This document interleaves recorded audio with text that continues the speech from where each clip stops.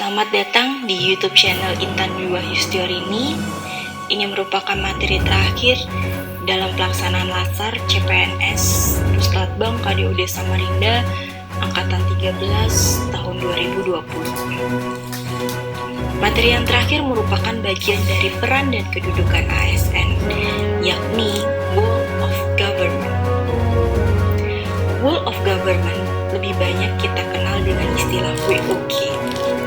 Ini merupakan salah satu metode pendekatan dalam penyelenggaraan pemerintahan, di mana titiknya adalah menekankan pada upaya kolaborasi pemerintahan dan keseluruhan sektor dalam ruang lingkup koordinasi yang lebih luas.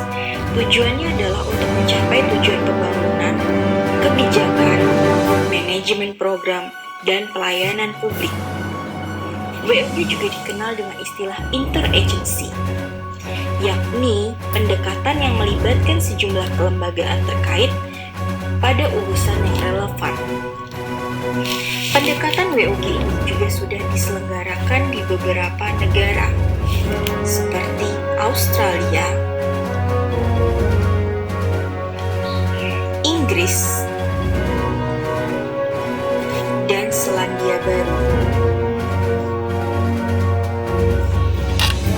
Di Inggris, WOG telah diterapkan dari zamannya Tony Blair, yaitu di tahun 1990-an.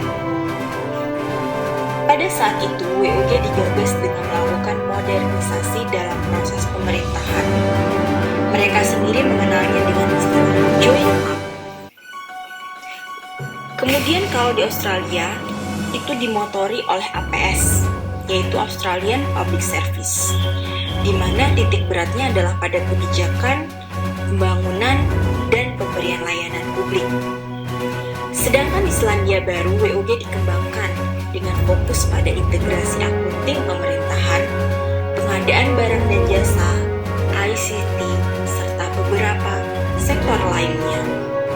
Dalam pelaksanaannya, kita tidak menutup kemungkinan bahwa terdapat tantangan dalam praktek WOG ini. Ada 3 hal yang dapat menjadi tantangan dalam praktek WOG. Yang pertama adalah kapasitas SDM dan institusi, di mana SDM dan institusi setiap komponen yang bergabung dalam WOG itu tidak sama. Perbedaan kapasitas ini dapat menjadi kendala yang serius, misalnya mendorong terjadinya merger atau akuisisi kelembagaan. Hal ini juga bisa disebabkan oleh penggabungan SDM dengan kualitas yang berbeda. Tantangan yang kedua yaitu nilai dan budaya organisasi. Sebagaimana kita ketahui, budaya dan nilai pada masing-masing organisasi serta instansi itu berbeda. Salah satunya yang dapat membedakannya adalah pola kerja dan target capaiannya. Semakin besar target capaian kinerjanya, biasanya suatu organisasi maka akan memiliki nilai budaya dan organisasi yang tentunya berbeda dengan instansi atau organisasi yang capaian kinerjanya tidak sebesar itu. Dan yang terakhir adalah faktor kepemimpinan. Pemimpin merupakan kunci dalam pelaksanaan WOG. Kepemimpinan yang dibutuhkan adalah kepemimpinan yang mampu mengakomodasi perubahan nilai dan budaya organisasi serta meramu SDM yang tersedia guna mencapai tujuan yang diharapkan.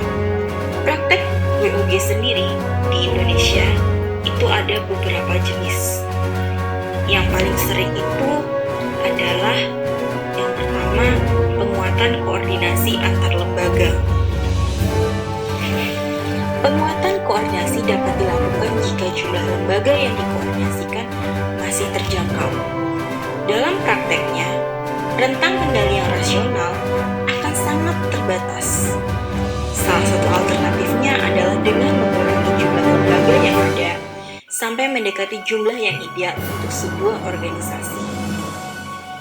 Dengan jumlah lembaga yang rasional, maka koordinasi dapat dilakukan dengan mudah. Praktek WOG yang kedua adalah membentuk lembaga koordinasi khusus.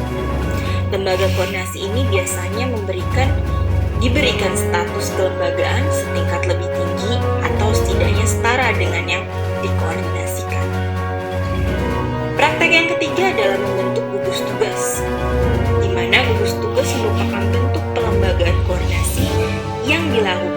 luar struktur formal yang sifatnya tidak permanen.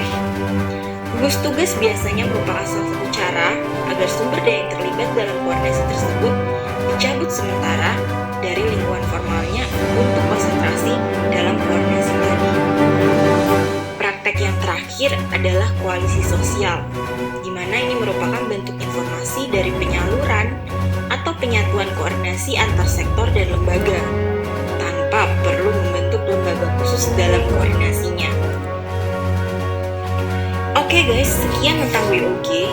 Lain kali kita sambung. Tetap like dan subscribe channel ini. Terima kasih.